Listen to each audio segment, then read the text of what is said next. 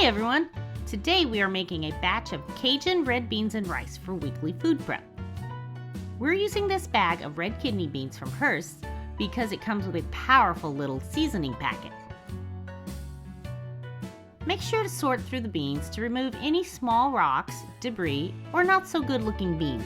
Sometimes I'll pour them out onto a large baking sheet and sort them out that way because they're a little easier to see. And then we'll give them a good rinse to get rid of any dirt or other particles.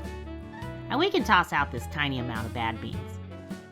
Here's our 6-quart pot that's been preheated. And by the way, this recipe also works just the same in an 8-quart pot. So we're going to melt some butter and put in some EVOO, and here we go. Normal holy trinity in Cajun cooking is made with onion, celery, and green bell pepper. But we had this red pepper we needed to use up, and it does add some nice color. But stick with all green if you want to be a little more authentic. These just need to cook long enough to soften up and release some of their liquid.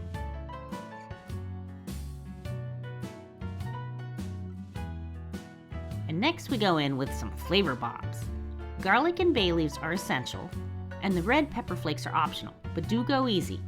The Cajun seasoning packet is already pretty spicy, and you can add more spice later on after cooking.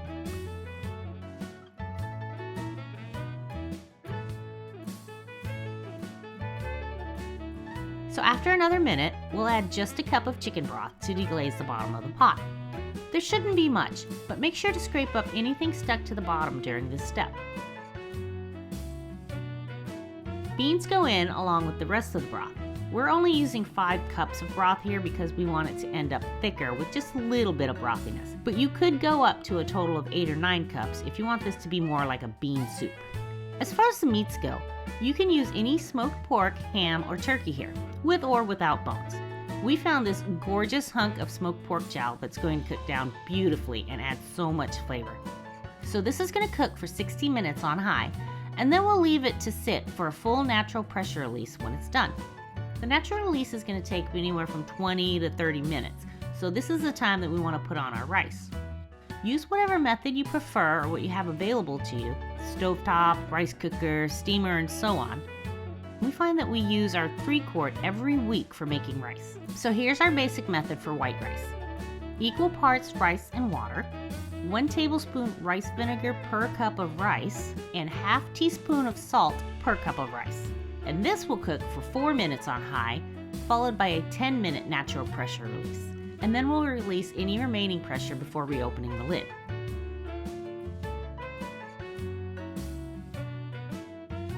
We use our rice paddle to fluff it up, and it's ready to eat now, or we can cover it loosely and the pot will keep it warm until the beans are done with their natural release.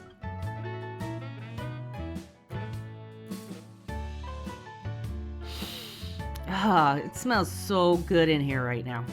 Get rid of those bay leaves and then lift out the smoked meat onto a plate or tray for shredding. It's super tender and shreds up very easily at this point. Up to you if you want to discard a little or all of the fat.